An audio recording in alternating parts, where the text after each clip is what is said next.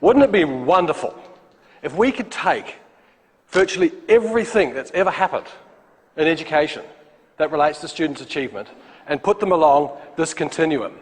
So we can identify what are the things that are up here that really enhance achievement, what are the things that have some effect on achievement, and of course, identify the things that have a negative effect on achievement. And what I've been doing for the last 15-odd years is literally taking thousands of studies and converting them into a common metric so I can put them along the scale. For example, if I ask the question, what's the typical effect on achievement of reducing class size, typically from 30 down to 15? Now let me comment that this morning my attention is entirely about achievement. So what do you think? If you could take, there's about 100-odd studies that have looked at class size, about 1 million kids that I have in the database that have looked at going from classes of about 30 to 15. Do you think the effect is dramatic? Do you think it's going to be on average? Anyone think it's zero, no effect at all? Well, when I turn them around and put them all on the same scale, I get an average effect of about 0.20. Now, for those of you who don't like numbers, you're going to discover that the relativity, where they fall on the scale, is more important. Those of you who do love numbers, this is an effect size, standard deviation unit. And of course, the details are important. Reducing class size by 15 kids is like increasing achievement by 9 months. So it's not surprising that every teacher, every parent, and every politician I've ever met says, we've got to reduce class size. Now, if the effect was 1, you can see a very dramatic effect. So there's not going to be many things in education up here. So I'm trying to give you a sense of the scale. But go back to the point 0. The common argument is therefore that we must reduce class sizes because that effect of 0.20 is worth it. My first point to you this morning is that's the stupidest, craziest, inanest, puerile thing we do in education, and it's destroying our business. Because we're making a false comparison. We're comparing to the 0 point, smaller versus large classes. What we should be doing is we should be saying, what's the effect of reducing class sizes compared to all the other things we do? And the way I estimate that effect is I've synthesized about 800 meta-analyses, about 50,000 studies, and around 240 million kids. Now, you name it, I've got it almost. And I've certainly looked, as you can imagine, right across. What I'm going to talk to you about this morning applies to maths as it applies to English. It applies to young kids as it applies to older kids. I've tended to put my limit of my interest between 4 and 20. So adult education is maybe a different story. I don't know. So what's the average effect? Well, the average effect, if we compare everything, is 0.40. So you can see now that class size is just not there. Relative to the average effect, it's not good enough. When teachers have gone from classes to 30 to 20, it hasn't made much difference. Has not. It could, but it hasn't. Here's 250 million kids. The first thing I want you to note is the 0 point. There. There's not many things we do in education that decrease kids' achievement. And some of these actually make sense. The presence of one disruptive kid in a class negates the performance of most kids. And so when you take those kind of negative ones you'd expect to be negative out, about 95 to 97% of things that we do to kids to enhance their achievement work. And anybody that comes to me and says, I can show you that I'm enhancing a kid's achievement. When a teacher says, look at the evidence, I can enhance a kid's achievement, quite frankly, I don't want that teacher anywhere near me, because everybody can. And my frustration in our business is we have used that 0 point so often that we have got a profession where everything goes, where every teacher is left alone to do what they choose to do and how they choose to do it. Because we say, as long as you can show me we enhance achievement, then I'll leave you alone. There's your 0.4 mark. It's a coincidence, but not a surprise, that there's a lovely normal distribution. Half the teachers out there now are having effects on kids above my average point. What my fundamental interest is what are the attributes of these compared to the attributes of these? How do we make that distinction? How can I make a story So what I'm trying to do at the beginning here is to set the scene. I've got a continuum of achievement. All right, what I'd like to do in the next few moments is I want to go through about 138 different influences from the very bottom right through. And in doing this, my interest is not on any one of them. The details are not my interest today. My interest is how I can build a case of what's up there and what's not down there. All right, I'm going to mention some because I want to paint a story. I'm going to start off with retention. This is where you take a kid in year 4 and at the end of the year you make him do it again. And I say he because 80% of the people who are retained are boys. Of the 207 studies, the 2,675 effect sizes, the average effect size is minus 0.16. If there's a single study that's ever been done that shows that retention is at least even 0, let alone positive, it's yet to be published. It's probably the most systematically negative thing that we do in education. Now that's the effect on achievement. When you add to that the equity issues, you've got to seriously ask, why do we do it? And one of the things that interests me about many of the things at the bottom of my chart is they are the most discussed things in education. For instance, on retention, the first question to ask is who wants it? The kids don't, parents don't, it's the teachers who want it. And when you ask them why, their argument, I think this sums up the problem, their argument is a more problem. If I had that child for more time, I could fix them. And then you turn around and say, but wait a moment, you had the child for a year and you failed, and now you're going to give him the same curriculum, the same kind of teaching strategies, the same kind of peer investment, the same kind of, you name it, and you're going to fix the problem that you couldn't fix in a year? What that kid needs is not more, he needs different. Most of the debate in education, in the policies and in the staff rooms, are about the things that don't matter as much. Number 125 is one that Pat Alexander and I are working on at the moment because it deeply worries me that teacher subject matter knowledge doesn't matter.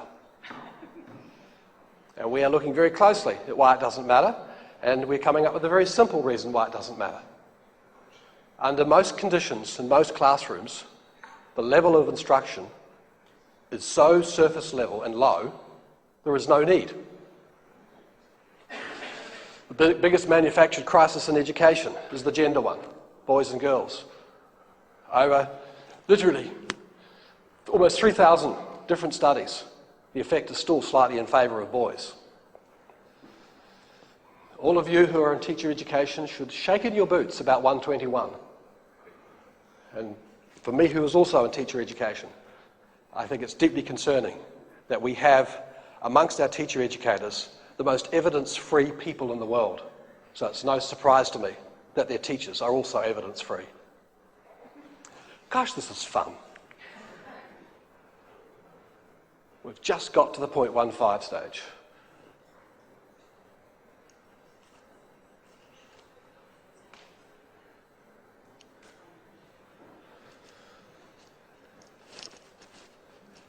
A lot of the things at the bottom of the chart are what I would call the structural things. How we group kids, how we throw money at kids, how we build schools, charter schools, all these kind of... Yes, all these are positive, but they're trivially so compared to the ones that really matter. And this is the ones we spend all the big dollars on. Homework's one I want to comment on, because homework's one where there is quite a lot of variance. Homework in primary school is close to... is about effects, the overall effect size is 0.3. The effect in primary school is close to 0.1 to 0. The effect in high school is much larger. Homework, particularly longer than an hour, is negative. Homework that's surface level is much more effective than homework that's deep level. And it should make sense to us, because if kids need to be deep and they don't know, they usually need a teacher. There is no evidence that homework relates to the success of kids' study skills. You don't learn to study by doing homework. You learn to study by being taught how to study in the school. And as parents, saying to our students, go into your room and study, the kids who can't do that, it is a very destructive thing for them. It's another reason to explain to them why they can't learn. Homework that's actually done at school is much more effective than homework that's done at home. We've finally got to 0.4. So we're going to start and get rid of a lot of the structural things that we throw the millions of dollars at and how we paint our schools and all that jargon about choice, which really means school choice rather than kid choice or parent choice, to start getting into the things that matter. Now, a lot of the things at the top part of my chart are in the hands of teachers. All right, let me start to build a story here. Let me start at number 43. Many years ago, I had a student who did a meta-analysis on the effects on people's self-concept. She actually looked at children and adults. And across all the different programs that affect people's self-concept, what she found was that the most effective by a mile were outward bound programs. Now that particular thesis had two major effects in my life. The first is I then decided to spend about 10 years working with the outward bound people to understand what they were doing, and spent a lot of time at their courses and working with their people and doing lots of research projects. But looking at the outward bound programs, it kind of sums up what is the model to me of the effective teacher. I'm going to invent a brand new game. I'm going to call it soccer, and you've never played or heard of it in your life. And I'm going to take you out into the fields here at the university, and I'm going to ask you to play the game. I'm not going to tell you what the rules are, and I'm not going to tell you what success is in scoring goals. Can you imagine the chaos that's going to happen out there? That's exactly what we ask most of our kids to do in every classroom on every day. Just do it. What you do as an instructor is you say, this is what you do, team.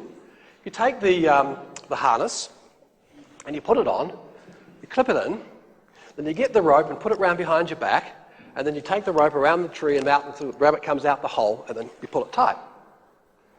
And good instructors at this point then say, now you do it. And they stand backwards. And the students then start and they look and they say, well, what do I do? Well, we put the harness on. And actually, that's very easy. It's like sitting in an airplane seat. You just clip it in. And then they say, well, did the rope come around this way or did it come around this way? And was it a rabbit or a squirrel? And did it go around the tree? And what they do after a short time is they start looking at their peers to say, well, what are you doing? And one of the nice things about abseiling is if you actually get the rope wrong, it's very obvious.